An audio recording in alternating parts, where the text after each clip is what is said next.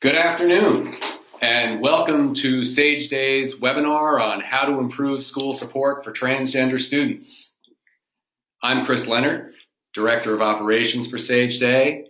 I'm here with Janet Bertelli, Clinical Director of Sage Day at Rochelle Park, and we're really looking forward to speaking to you all today. Just a little bit about Sage, and then we'll give you some instructions on how to answer questions, or rather how to ask questions during the webinar, and then we'll jump right into the presentation. So Sage Day has 4 locations. Our newest location is located in Princeton, New Jersey. That serves grades 6 through 12. We have a high school in Boonton, New Jersey, which serves grades 8 through 12. Our lower middle school in Mahwah serves grades 4 through 8. And our high school in Rochelle Park, which is our original location, serves grades 9 through 12.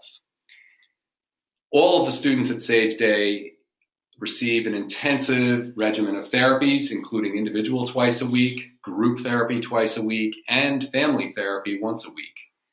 We work closely with agencies that are located in the county around the schools. We also obviously work closely with the school districts who send us students. We make sure that we are diligent in implementing the IEP and in staying in contact with district personnel throughout the year. The other service that Sage Day provides are our Sage Day in-district programs. This is where we place a SAGE certified therapist in a school district, or sometimes more than one SAGE certified therapist in a school district. And that therapist is just there to provide therapeutic support. That's their only job. They'll do individual sessions, group sessions, family sessions, and it really is customized to the needs of the district. So if that's something that you're interested in, please let us know, and we'd be eager to talk to you about it. So here's how you go about asking questions. You can ask a question anytime during the presentation. Just know that we're going to wait to answer the questions till the end of the presentation. We'll have a question and answer period. But you can just type your question in. You'll see on your screen, probably over to the right, a little box that says questions. And you can type your question right in that box, hit enter, and it will get sent to us, and we'll be able to see it. So right into the presentation. Why are we talking about transgender students? Why do we need to talk about helping improve the school experience for them? Well, life isn't always easy for transgender kids, and it certainly isn't any easier in school. The first thing that comes to mind for most people is which bathroom do they use? But and that's, absolutely a consideration, and there are some guidelines for that, which we'll discuss. But it's important to understand that the issues surrounding supporting transgender students go far beyond using the bathroom. And it goes much deeper than that. And there really are supports that you can put in place and things that you can think about to really make sure that these students feel included and part of your community. When these issues are not properly addressed, it can be very detrimental to students, even damaging at times. It is our belief that schools are really responsible for providing this type of support to really make sure that these students are feeling included, part of the community, and able to move forward and thrive. So next, what we're going to do is I'm going to turn the presentation over to Janet, and she's going to review some key terms with you. Hi, everybody. The terminology used in the transgender community is constantly evolving. The language that we're going to use in this webinar is just a starting point. So let's begin by defining some of the terms we will be using today. But before I get into the terms, I want to point out that people who identify as transgender do not have a mental disorder. Trauma does not cause a person to be transgender. Trans people have a gender identity, sex, or gender expression that does not line up with the sex that they were labeled with at birth. So sex. Almost everyone is assigned a sex at birth based on biological, genetic, or physical characteristics that defines males and females. Most usually it's external genitalia. Gender. Gender is behavioral, cultural, or psychological traits, typically associated with one sex. For instance, girls play with dolls, boys play with trucks. Sexual orientation. It's the emotional, romantic, or sexual feelings towards other people. Straight people are attracted to people of the opposite sex. Gay and lesbian are attracted to same-sex people. Bisexual people to people of both sexes. And asexual people, there's no sexual attraction. Gender identity. A person's personal, internal sense of being male, female, or some of both or neither. Gender expression. How a person chooses to communicate their gender identity to others, for instance, by their clothing or mannerisms. Cisgender, or those people whose identity matches up with the sex they are assigned to at birth. Remember, these terms are not either or. They are fluid. The possible combination are infinite when we embrace the fact that everyone isn't on traditional binaries. We are all gender variant. Just as being born female doesn't necessarily mean that an individual's attraction will be towards men. In the same way, identifying as transgender does not dictate one's sexual orientation. Some trans people will identify as straight, some as bisexual, and some as gay or lesbian. Transitioning. It's the process that one goes through to discover and or affirm their gender identity. Now, for some of you who are here who work in elementary schools, your first contact with the students being transgender probably will be through that student's parents. The parent will come to you, having discussed it with many professionals and been working with people to help their child become more comfortable expressing their gender identity. At the middle or high school, students will come to you and have not told their parents. Maybe they want to come out and transition in school or with their friends before they identify and come out to their parents. Many schools have updated their gender policies to include protection from students who have not come out to their parents. Remember one thing, every trans person has the right to come out in their own way. Often with middle or high school students, the coming out involves coming out to people they're closest to in their social network first, before they go out to a broader network. At Sage, we've had students come to us who have already transitioned. We've had students who have gone through transitions while they're at school, some in a very bold and brave way. We have one student who made a video that he presented to the whole school. Other students have done it more quietly and more privately until that they were older. Maybe they came out to their therapist in ninth grade, and it wasn't until they were at the end of 10th or 11th grade did they come out to the community. But again, remember that every trans person has a right to identify and to be in charge of their own journey. Then there's a legal transitioning. Those are name changes, gender markers on documents such as licenses, passports, school documents. There are medical transitioning, introduction of hormones or testosterone for trans men, estrogen for trans women. Then there are hormone blockers. These are blockers that delay puberty, usually for students ages 11 to 16. For trans men, the monthly menstruation can be devastating when they get their monthly period. So the hormone blockers really could help them, trans men, really feel more comfortable in the body that they feel that they belong in. Surgeries. There's top surgeries and bottom surgeries. There's facial feminization for trans men. There's genital affirming or reconstructive surgeries for both trans men and trans women. Usually those surgeries don't happen until a student is beyond the age of 18. The facts. So these are some sad facts, I think, regarding victimization and bullying of trans students. The Gay and Lesbian Straight Education Network showed that harassment based on gender is pervasive.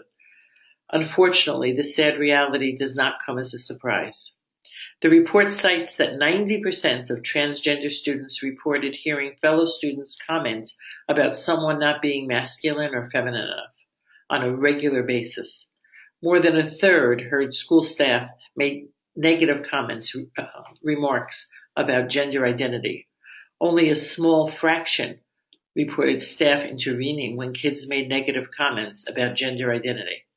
And the vast majority, 82%, who were polled, said that they felt unsafe at school. So that brings us to, what does the law say and what should we do about it in terms of policy? Until recently, the law was becoming much clearer. In May of 2016, the Federal Departments of Education and Justice released a Dear Colleague letter to public schools in the United States. The letter basically said that schools must allow transgender students access to facilities, bathroom facilities, laboratories consistent with their gender identity, locker rooms as well.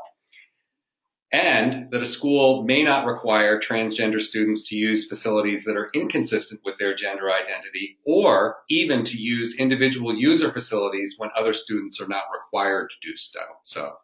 So you can, according to these guidelines, if a student wants to use a gender-neutral bathroom or an individual facility, that's fine, but you can't make them use that facility.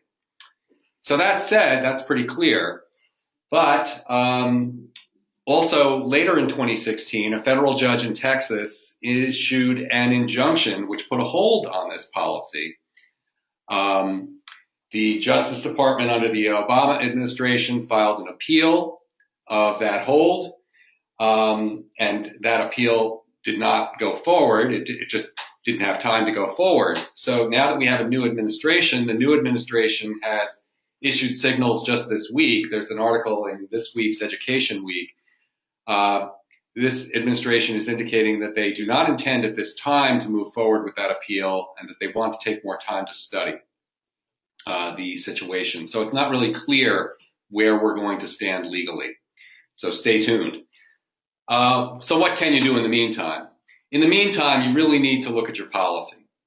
And you need to really decide where you stand. I think I made it clear at the beginning of this presentation that here at Sage Day, we feel it's very important to have policies that support the rights and needs of transgender students. So where do you start? Given the harassment and the intimidation and bullying and some of the statistics that Janet just explained, I think it's pretty clear that you have to take a look at your anti-bullying policy and you have to reevaluate that and update it on a regular basis. It's also a good idea for you to look at what are the HIV incidents that you've had over the past year or the past couple of years. How many of those incidents were or may have been related to gender identity? How many of those incidents involved something questioning somebody's sexual orientation or whether somebody was male enough or female enough or something else enough?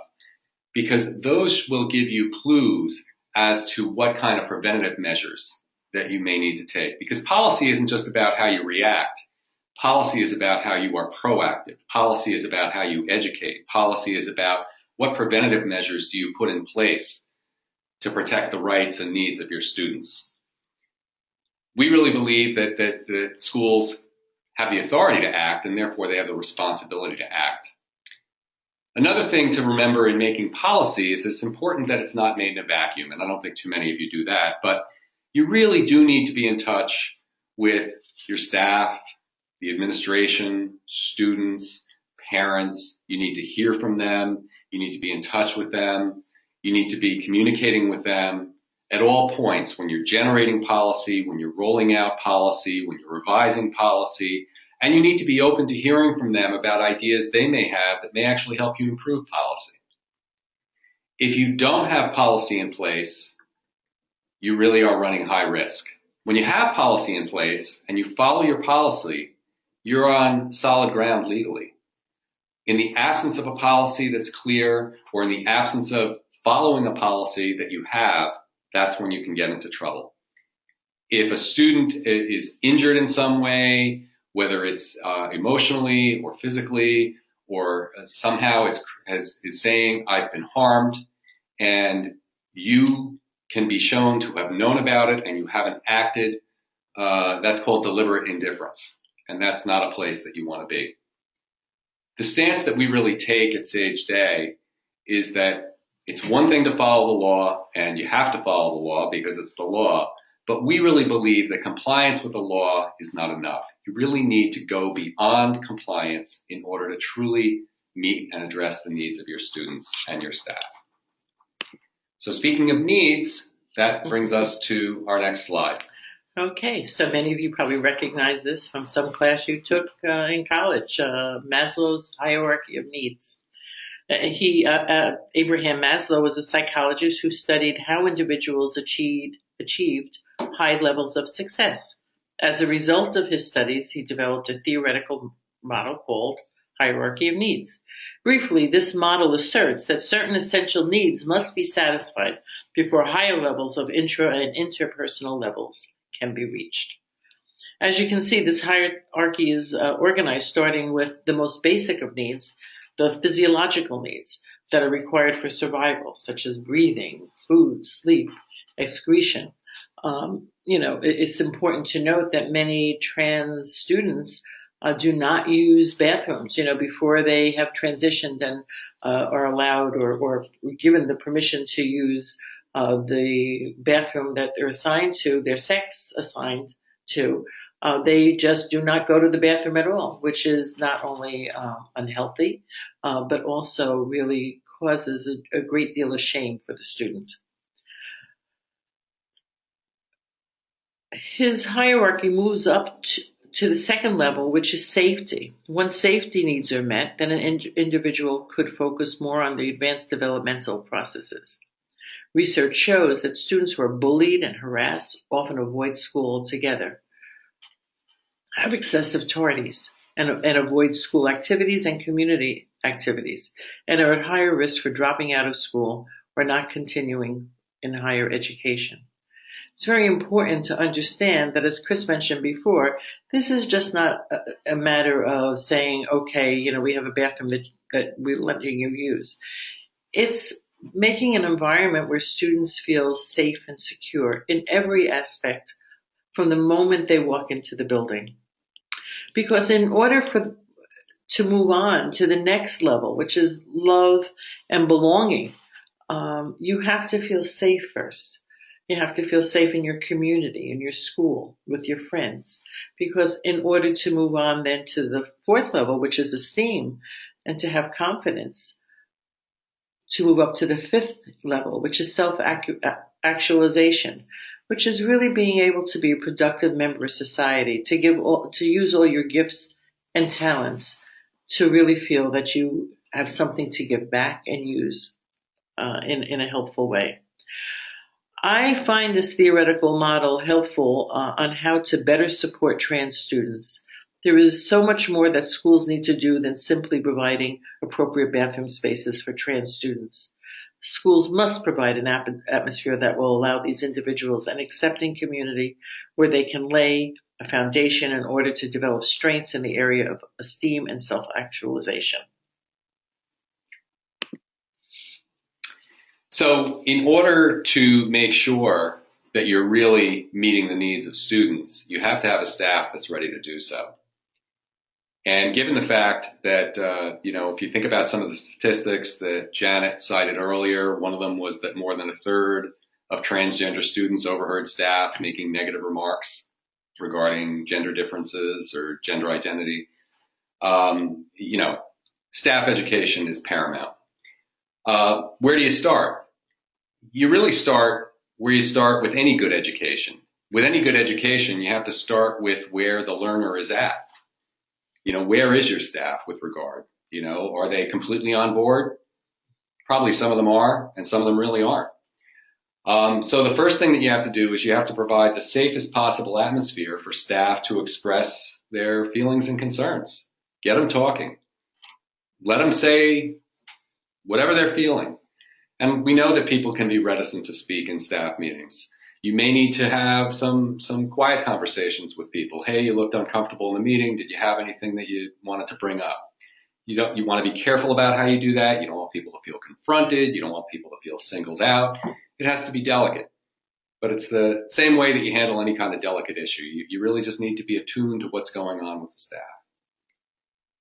Once you validate feelings and concerns, you need to make it clear what your policy is. Make it clear what the law says, make it clear what your policy says, and you need to make it clear that whatever your policy is, that's the policy that everyone needs to enforce, and that it is everybody's responsibility and duty to enforce and carry out that policy. Now, you've had that initial conversation, you've informed them about your policy, it doesn't end there. You need to check and see who may need some more targeted training, who may need some more individualized assistance or support. And the training and the conversation and the discussion should be ongoing.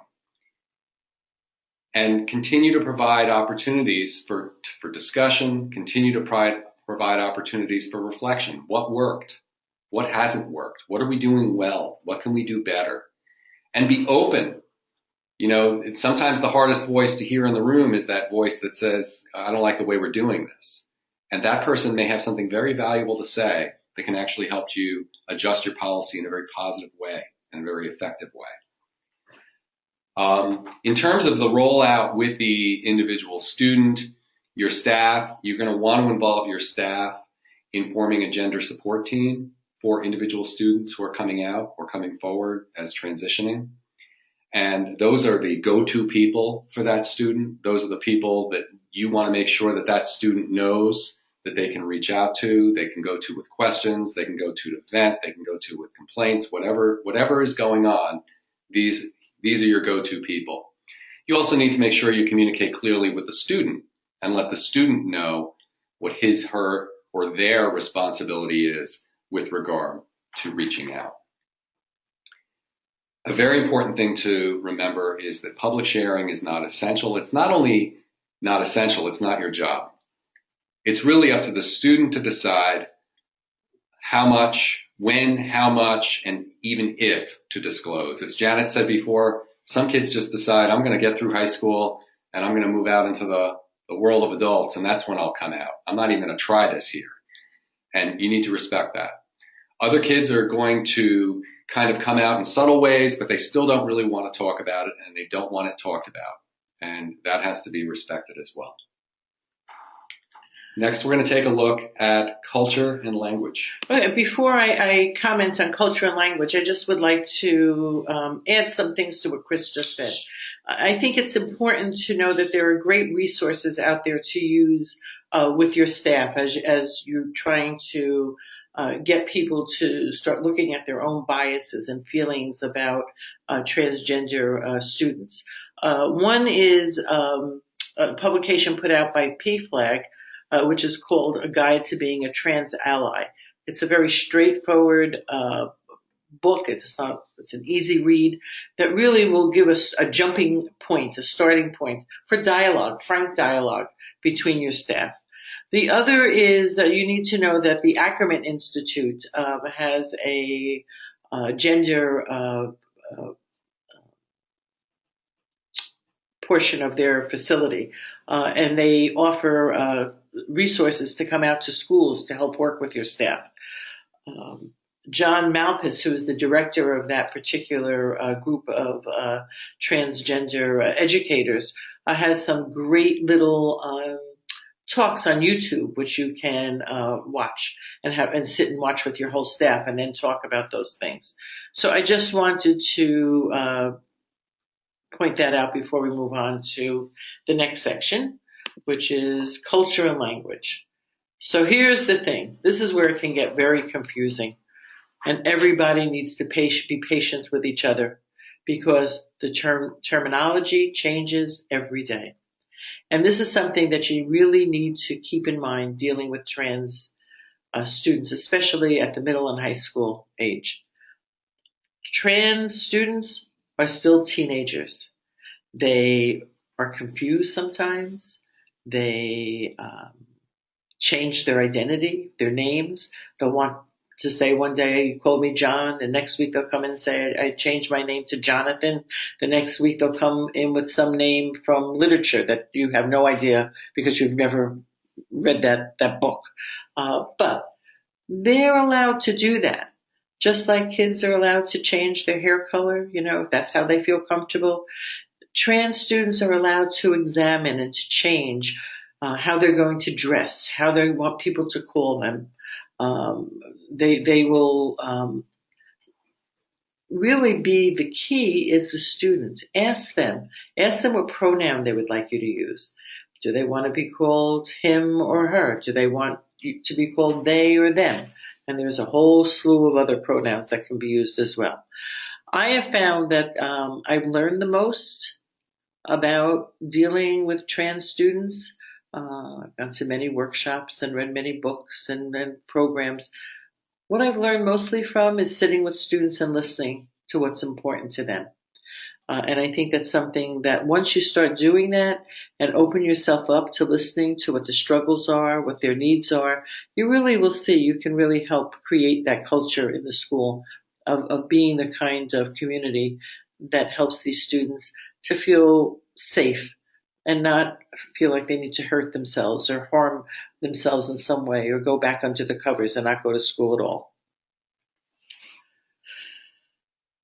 Okay. How do you create a welcoming environment? Well, we spoke about some of those things, using inclusive language, which is helpful. Use everyone as opposed to boys and girls. Refrain from assembling students into groups based on gender. At Sage Day, we did something very simple, which was to say to the students, we got our seniors together and said, we're thinking of just going to one color graduation gowns rather than having white for girls and green for boys. Overwhelmingly, we have a small class, but still every single one of them thought that it was a great idea and liked the idea of not having to be identified with one color or the other. We have to remember that there may be students in your school population that haven't even come out. You don't even know what transgender students that you have walking in your halls. So we need to not just be sensitive to those students who have come out and are already on their journey, but those students who have decided that this is just something private that they do not want to deal with in high school.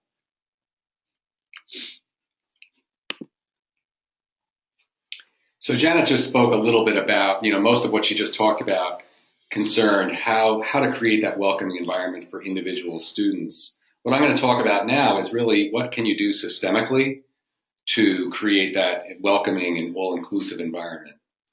One of the things you can consider doing is setting up groups.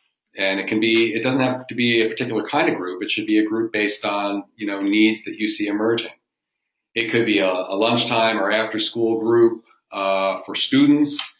Could be, a gay straight alliance. It could be an LGBT group. It could be a group for, students who are transitioning. It may not be even a student group that you need. Maybe you need a parent group. Maybe you have parents who are really concerned about the issue. Maybe you have parents of transitioning students. This is where listening and kind of feeling out the needs of the community really comes in handy. The other thing that you might want to consider is do people in your community need some sort of psychotherapeutic assistance? And that's something that you can either choose to bring into the school or it's something where you can refer people out. But one way or another, students who are transitioning may need some assistance and their families may need some assistance. Our experience has been that kids, the kids who are in the school itself tend to have less difficulty than the adults. The adults tend to take a little bit longer to adjust, a little bit longer to understand what the issues are, and maybe even to accept that this is happening and that it needs to happen. Another thing you need to do is maintain open lines of communication. Now, it's one thing to say, okay, we're going to maintain open lines of communication, and that sounds really good. But unless you set up specific systems and expectations for communication, it may or may not happen. If you set up specific systems and expectations, then it should happen according to what your expectations are. So if you assign a staff member to check in with a particular student periodically, how are you doing? What's been going on? Anything new? Any concerns? That staff member will know, hey, I need to check in with that person every other month or once every month or every 6 weeks or whatever you decide it may be. The other thing that you need, by the same token, communication is a two-way street. So you need to make clear to students, what are your expectations of students about how often they should be going and checking in with their go-to people, who to go to if I'm feeling unsafe. How do I go about doing that? What if I feel uncomfortable? What can I do?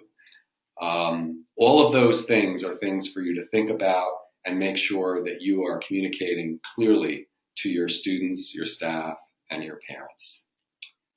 Another thing that you can do is make sure that you have resources available. We're going to share our next slide is really right about community resources. PFLAG, which Janet mentioned, is on there. The Ackerman Institute is on there. And you should share those resources in a variety of ways. You should, not just maybe electronically. You could put them on your website, but you can put them on flyers. You can, put them in the guidance office, in the principal's office. You can have them all over so that really gives a message to people that we're invested. We care about this, we're invested, and we're there to support you. The other thing that you can consider doing is include ideas and material about gender identity in your curriculum. There are probably places in health, your discussion of sexuality, even choices of literature in English, or discussions that you can have, court cases that you can review, and social studies. There are plenty of opportunities to put this into the educational program. And again, that's a preventative measure right there. You're giving kids the opportunity to discuss, and you're also educating them at the same time. So here are some of the community resources that we were talking about. These community resources are, they're in the New York, Northern New Jersey area. PFLAG, there is a PFLAG location in every county in New Jersey. So you just need to find the one that's local for you. glsen.org, that's a widespread network. So a lot of these resources are resources that are available not just in Bourbon County, New Jersey, but really around the country. But you also, it's very easy to do a Google search, type in transgender, type in transgender resources, and you're sure to come up with even additional resources in your area. Yeah, I think that PFLAG especially is a great place to ask questions. They'll find a place for you to find the answers to your questions. The other thing I want to mention about PFLAG is that every fall, usually in November, they have it's called the Gender East Conference. All states from the Eastern Seaboard. It's a 2-day conference, they have magnificent, very helpful and informative workshops for both professional and parents and students to go to. And another resource our students have enjoyed is the Rainbow Cafe, which is a place really where they can gather socially and be around people who are also transitioning or who have already transitioned. And that really is very affirming for them. And they've really come back to us and said very favorable things about it. So now we're ready to get into the Q&A portion of our presentation. We have a question here. What if my child does not feel safe or comfortable being in the bathroom with a transgender student? This is a very common question, so I'm glad you asked. Okay, so the first thing that you need to do, whether you're a parent or a school official, is affirm that the student's feeling of being uncomfortable is okay. Everybody can have a feeling about this when it first comes up. But you need to also let them know that the law is on the student who is transgender, that they have the legal right to use the bathroom of their, right now anyway, of their how they identify, and usually by opening up the dialogue and to just reaffirm and tell them that everybody uses the bathroom for the same reason. If they're not comfortable and the trans student comes in, they can certainly leave. They can certainly go to a person on their guidance counselor or staff member who they feel comfortable with to talk more about it. What we have found, as I said before, is that most of the students really are more accepting than adults when this first happens. But there are students from time to time who do voice that they're uncomfortable, and you need to let them know it's okay to be uncomfortable. Let's talk about it. The more you talk about it, the more honest that you can be and let them voice what their concerns are, the more you can help. Oh, cisgender. Cisgender is a person who identifies with their same sex as they were identified with at birth. So in other words, I was identified as a female at birth, and I identify as a female.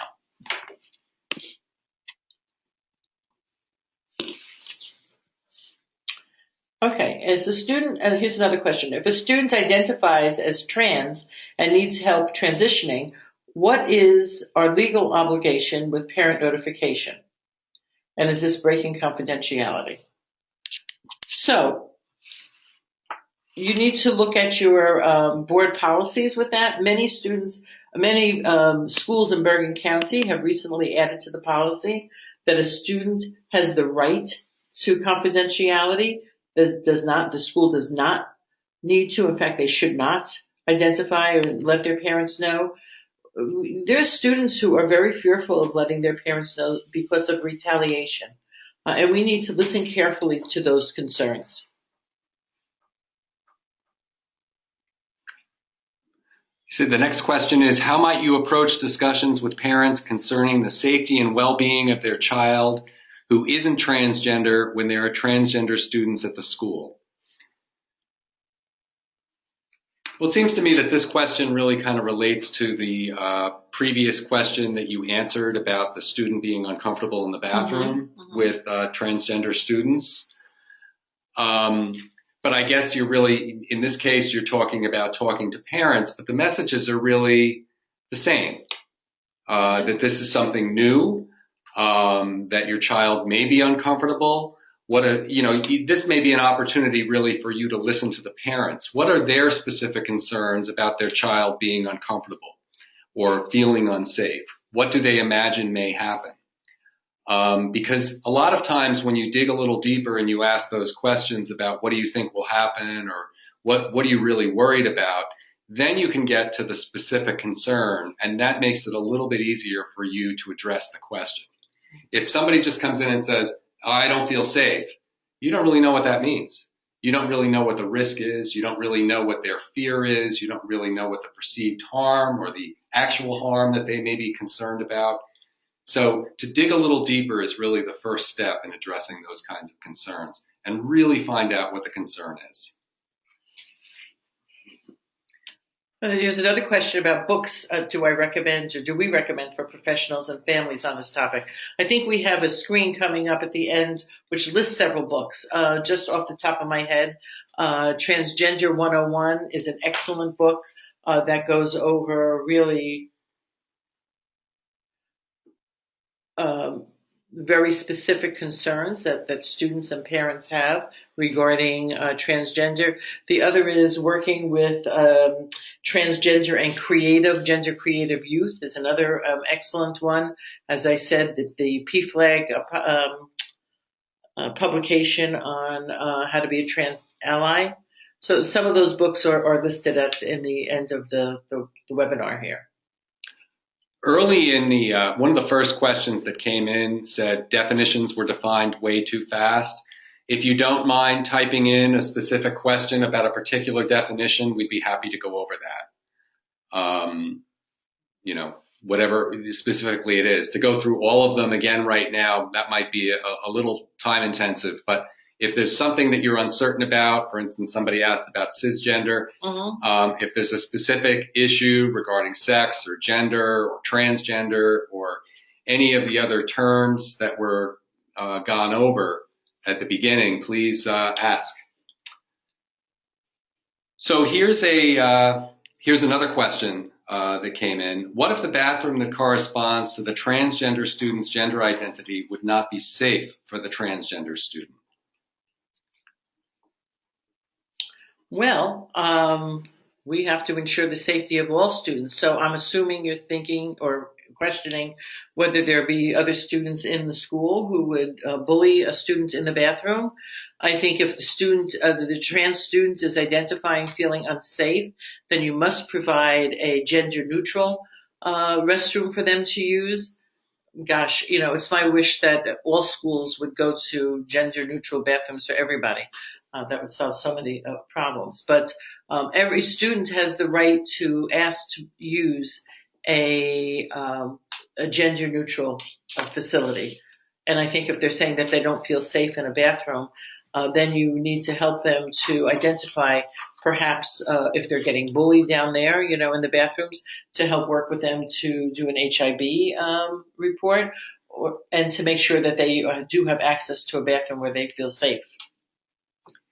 So quick question before a longer question. The quick question, is there a way to get a copy of the PowerPoint with the resources? And the answer is yes. We will be sharing the PowerPoint with you after today's webinar.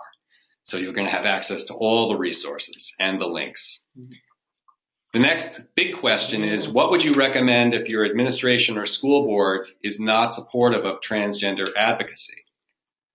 The first thing I would recommend is education. And that if you are supportive of transgender advocacy, that education, that job of educating, is really going to fall to you. And you need to understand that it's probably going to be long and slow work. But, you really do have to, you can use some of the resources that we're providing today, some of the resources on some of the statistics, some of the resources on, what the literature says about transgender identity. And you can start with that. And you need to think about, how am I going to approach people? If you go to a public board meeting and you start presenting information to people publicly, that may or may not be the best forum. Chances are it won't be the best forum because people may feel kind of taken to account or maybe put upon or embarrassed.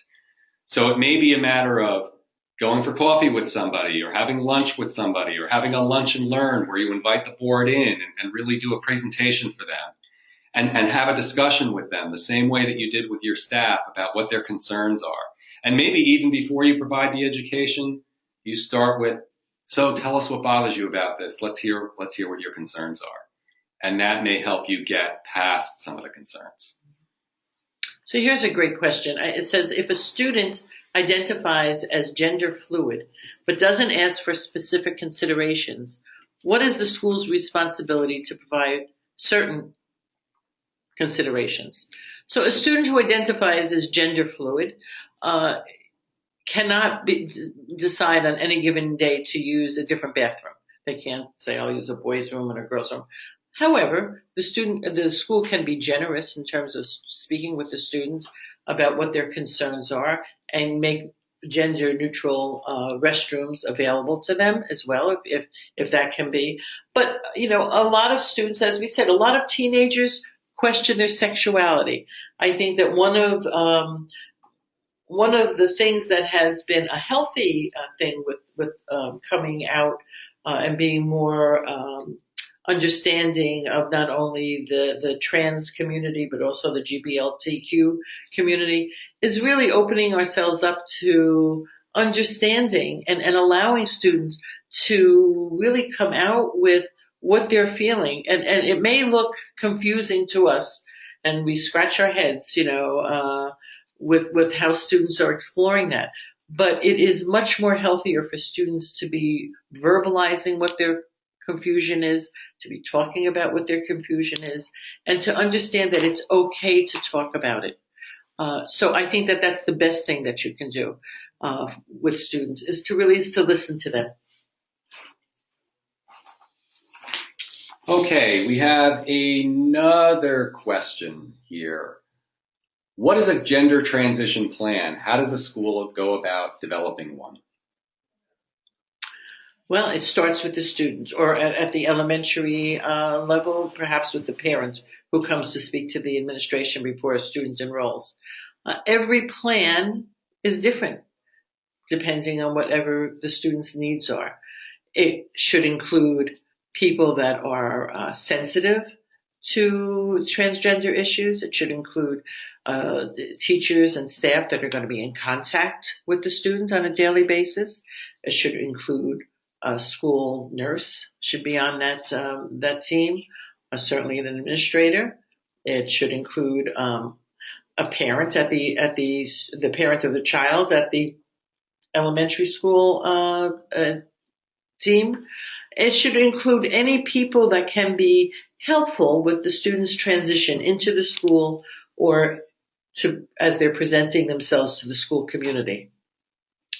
Somebody asked a question about resources in Essex County, New Jersey. Just did a Google search, found an organization called Essex County LGBT RAIN Foundation. Mm-hmm. So if you just Google LGBT RAIN Foundation, that's RAIN, that should provide you with some good information. Also, there is a website for resources from the Department of Children and Families. So if you just go to nj.gov, Department of Children and Families, Adolescent, there is LGBTQI resources, and there's a whole bunch of links here for resources that you may access. Okay, there's another good question. How to address lack of knowledge regarding gender fluidity among staff. Again, the start off with the Trans Ally book is a great way to start the conversation. It starts out with very basic understanding of what the different issues are leading up to transitioning and all the different kinds of ways people can transition. I would really highly recommend. It's a great book. And it's a pamphlet really. It's a soft cover book that really identifies a great starting point for people to start talking about things. The Ackerman Institute will come into your school and work with your staff in gaining understanding about this. I didn't mention before, but and it was too late before we printed out the things on the bibliography, but the 2017 National Geographic is all on gender and gender identity of different people and different cultures in the world. I would highly recommend picking that up and making it available to your staff. Okay, I think we're probably about ready to wrap up, and wanted to just go over some of the resources with you, some of the sources that we use today to develop the presentation. Just getting to the next slide, and there they are. Somebody asked a question about books we would recommend. The two books we would recommend are really the last two resources on this page, The Guide to Being a Trans Ally and Transgender 101. Those are two good books, good surveys of the issues involved. The other one is, and I'm sorry, if you reach out to me, I can give you the exact site, is the Transgender and Gender Creative Students, how to work with transgender and gender creative students. All you have to do is email me and I'd be happy to give you that link. And if you're looking for our emails, you can go to our website at www.sageday.com. You can find me there, Chris Leonard. Mm-hmm. If you go to the Rochelle Park section, you can find Janet Bertelli as the clinical director, and you can send her an email. Yeah. The other thing, somebody asked a question about the statistics that we used. That came from a 2009 a research project done by Gilson. And if you want more information on that specific study, you can also email me. I would be happy to give it to you. Okay. I think we have one more slide. Maybe we don't. So I think we're about ready to wrap up. I want to thank you all for attending today. Oh, yes, there is one more slide. It's about how to contact us. So you can reach us at sageday.com.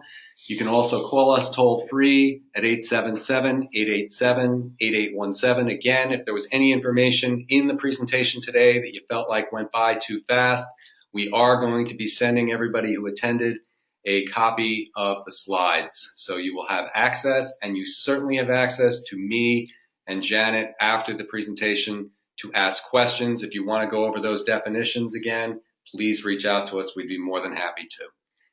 Thank you, everybody, for attending. On behalf of Janet and me, have a great day. Yep, bye.